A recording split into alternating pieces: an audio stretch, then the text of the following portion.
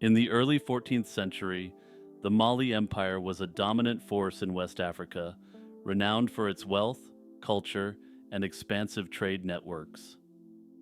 One of the most intriguing narratives from this period involves Mansa Abu Bakari II, who is said to have embarked on a transatlantic voyage. According to some, he potentially reached the Americas nearly 2 centuries before Christopher Columbus. The primary account of this expedition comes from the 14th century Arab historian al-Umari. He documented a conversation with Mansa Musa, Abu Bakari's successor, during Musa's pilgrimage to Mecca in 1324. According to al-Umari, Mansa Musa recounted that Abu Bakari II was fascinated by the Atlantic Ocean and sought to discover what lay beyond its horizon. He reportedly commissioned a fleet of 200 ships, instructing the captains to sail westward and return only after reaching the ocean's end or exhausting their provisions. After a long period, only one ship returned, with its captain describing a powerful current that swallowed the other vessels. Undeterred, Abu Bakari is said to have assembled an even larger fleet of 2,000 ships and personally led an expedition into the Atlantic, leaving Mansa Musa to govern in his absence. Neither Abu Bakari nor his fleet returned, and Mansa Musa ascended to the throne. The veracity of this account has been a subject of debate among historians. Some argue that the Mali Empire possessed the maritime capabilities and resources to undertake such a voyage. The empire's wealth, derived from gold and salt trade, could have financed large-scale expeditions. Additionally, they had access to numerous West African rivers, which facilitated internal trade and could have provided experience in navigation. However, oceanic navigation presents challenges distinct from river travel. There's no direct evidence to suggest that West African civilizations developed the necessary maritime technology for non-coastal oceanic travel. Proponents of the theory that Malians reached the Americas before Columbus point to various pieces of circumstantial evidence. Some suggest that certain cultural similarities between West African and indigenous American societies indicate pre-Columbian contact. For instance, similarities in pyramid construction and agricultural practices have been noted by proponents of this theory. However, these parallels can often be attributed to convergent evolution, the independent development of similar solutions to comparable challenges, rather than direct contact. Another argument centers on reports from Columbus himself. During his third voyage, Columbus noted that the indigenous people of the Americas possessed gold-tipped spears, which they claimed to have obtained from black traders who had come from the east. Some interpret this as evidence of African traders reaching the Americas. However, this account is ambiguous and doesn't conclusively point to transatlantic voyages by Malians. Skeptics highlight the lack of concrete archaeological evidence supporting the presence of West Africans in pre-Columbian America. No artifacts, settlements, or human remains definitively linked to Malians have been discovered in the Americas. Furthermore, the logistical challenges of such a voyage, that is to say, navigating the vast Atlantic without advanced maritime technology, would have been formidable. It's also worth noting that the story of Abu Bakari's voyage is primarily based on oral accounts and the writings of Arab historians, which were recorded decades after the events they describe. Oral traditions can be valuable historical sources, but are also susceptible to embellishment and distortion over time. Further calling the story into question is the fact that no Mansa named Abu Bakari II ever reigned in the Malian Empire. However, it's important to note that this doesn't necessarily mean that the story isn't true in and of itself, but rather that the Arab historian may have simply misremembered the name of the ruler. Notably, there was a previous ruler named Abu Bakr, which may have been the source of the confusion about this name. Aztlan, often referred to as the ancestral homeland of the Aztec people, remains one of history's enduring enigmas.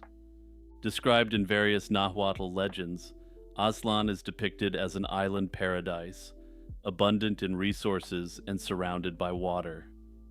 The term Aztlan translates to place of whiteness, or place of the heron, reflecting its association with herons and possibly white egrets. According to Aztec mythology, 7 tribes, collectively known as the Nahuatl people, resided in Chicomazdok, the place of the 7 caves. Each cave represented a different tribe: the Xochimilca, Tlahuica, Acolua, Tlaxcalteca, Tepaneca, Chalca, and Mexica. These tribes eventually left Chicomostoc and settled near Aztlan. The Mexica, who later became the Aztecs, were guided by their god Huitzilopochtli to leave Aztlan and embark on a journey that would lead them to the Valley of Mexico. This is where they founded Tenochtitlan in 1325 AD and later became known to history as the Aztecs. The exact location of Aztlan has been a subject of debate among historians and archaeologists. Some theories suggest it was situated in northwestern Mexico, possibly in the state of Nayarit. The island of Mexcaltitan de Uribe has been proposed as a potential site due to its resemblance to descriptions of Aztlan. Mexcaltitan is a small man-made island on Lake Mexcaltitan, featuring a circular layout with streets arranged in a grid pattern, similar to depictions of Aztlan.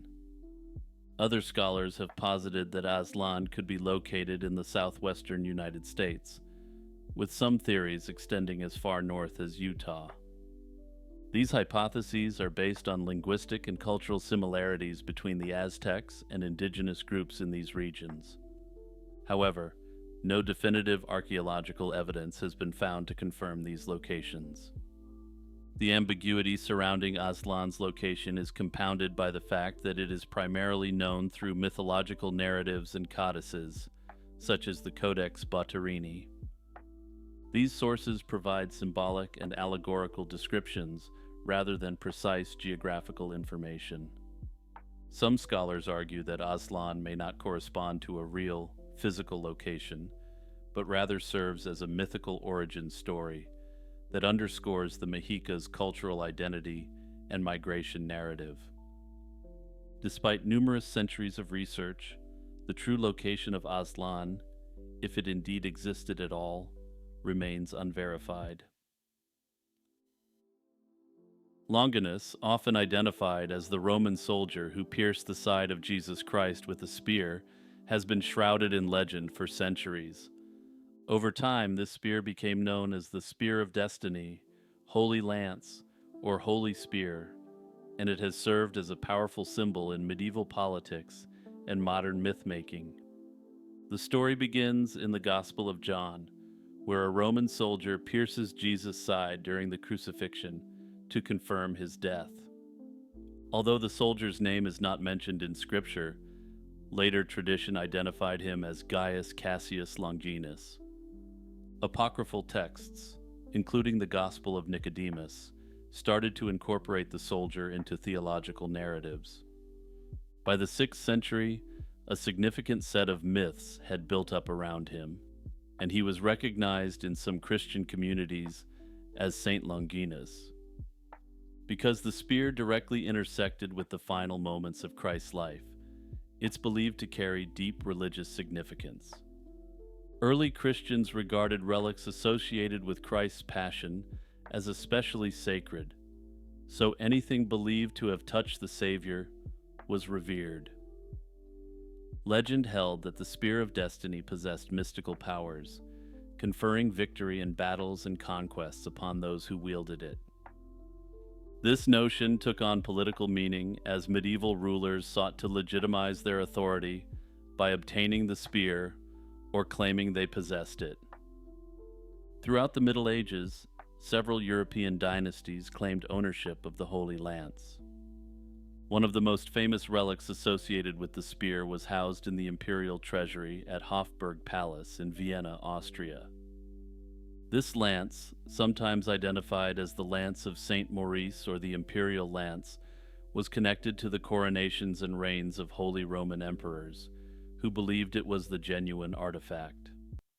While some sources link it to Emperor Charlemagne, more reliable historical records connect it concretely to Emperor Otto the Great in the 10th century. However, the authenticity of such relics has always been questioned. The existence of multiple claimed holy lances complicates the matter. Aside from the Vienna lance, other spearheads revered as the Spear of Destiny include one in the Vatican and one in the treasury of the Armenian Apostolic Church.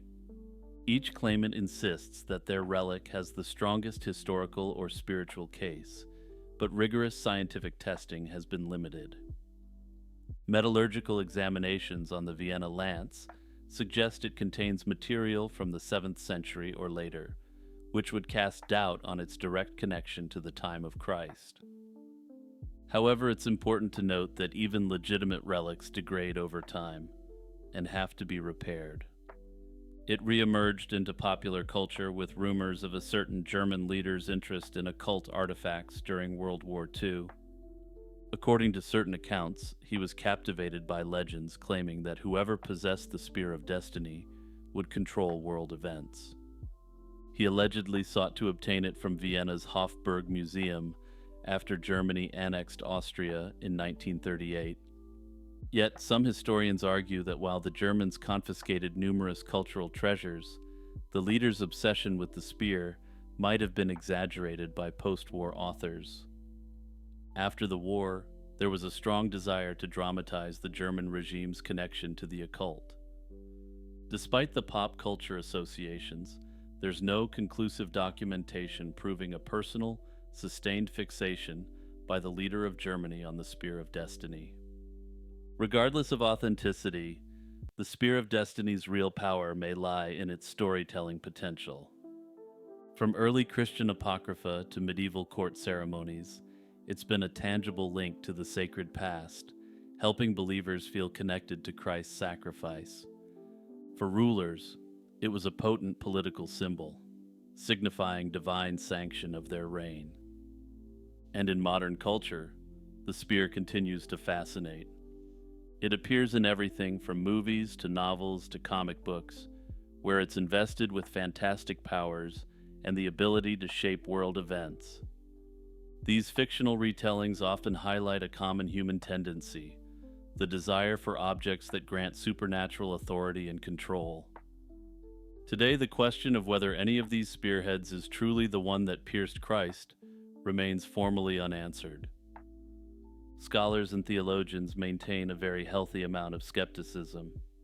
It's entirely possible, maybe even probable, that none of the relics are genuine, given the difficulty of tracing provenance back to the 1st century. The Shah dynasty, traditionally regarded as China's first dynasty, occupies a unique and significant position in Chinese cultural history. Believed to have ruled from approximately 2070 BC to 1600 BC, the Shah is often presented as a pivotal foundational period, predating the well-documented Shang and Zhou dynasties. However, the question of whether the Shah dynasty was a historical reality or a mythological construct remains a subject of ongoing debate among scholars. The Shah dynasty holds an esteemed place in traditional Chinese historiography.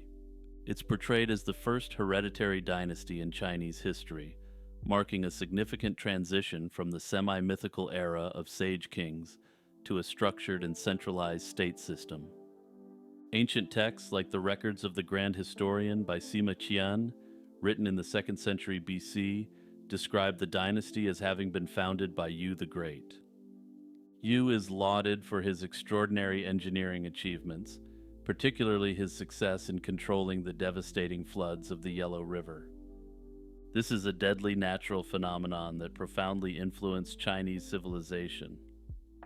The Shah is credited with introducing early forms of political organization, including hereditary succession and a rudimentary bureaucracy. These are two of the major elements that would later underpin the governance of subsequent Chinese dynasties. Beyond its administrative role, the Shah dynasty has a profound cultural significance.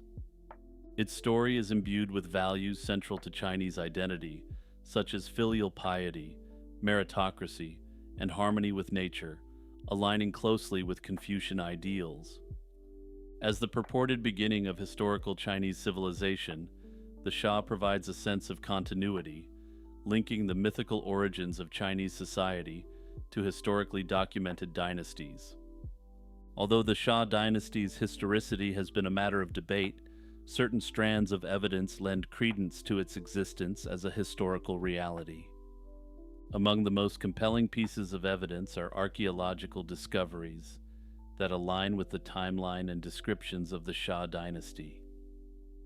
The early Tu culture, discovered in Henan province and dated to approximately 1900 to 1500 BC, is frequently associated with the Shah. The remains at the Erlitou site reveal evidence of urbanization, bronze metallurgy, and social stratification, all indicative of a complex and hierarchical society consistent with an early state. Notably, archaeological continuity was observed between the Erlitou culture and the Shang dynasty, which is the first Chinese dynasty that's universally accepted by historians. The Shang appears to have emerged from a cultural and technological foundation akin to that found at Erlitou. This continuity suggests the existence of a preceding centralized polity that bridged the gap between Neolithic cultures and the Shang dynasty. Some also argue the Shah narrative aligns with patterns of early state formation observed in other river valley civilizations, such as those in Mesopotamia and Egypt. These civilizations often developed centralized political systems as a response to environmental and economic pressures. The Shah's story fits into this broader global pattern, lending plausibility to the idea of its historicity. Additionally, some details from ancient texts, such as Yu the Great's flood control efforts, find parallels in archaeological evidence of water management systems in the Yellow River Basin. These overlaps between textual and physical evidence strengthen the argument for the Shah's existence. Despite the evidence supporting the Shah dynasty's historicity, significant challenges remain. Critics argue that the Shah is more a product of myth and political ideology than a reflection of historical reality. A key weakness in the case for the Shah's historicity is the absence of contemporary written records. Unlike the Shang dynasty, which left behind an extensive corpus of oracle bones and inscriptions, the Shah has no direct written evidence to corroborate its existence. All accounts of the Shah come from texts compiled many centuries or even millennia after its supposed era, raising serious doubts about their reliability.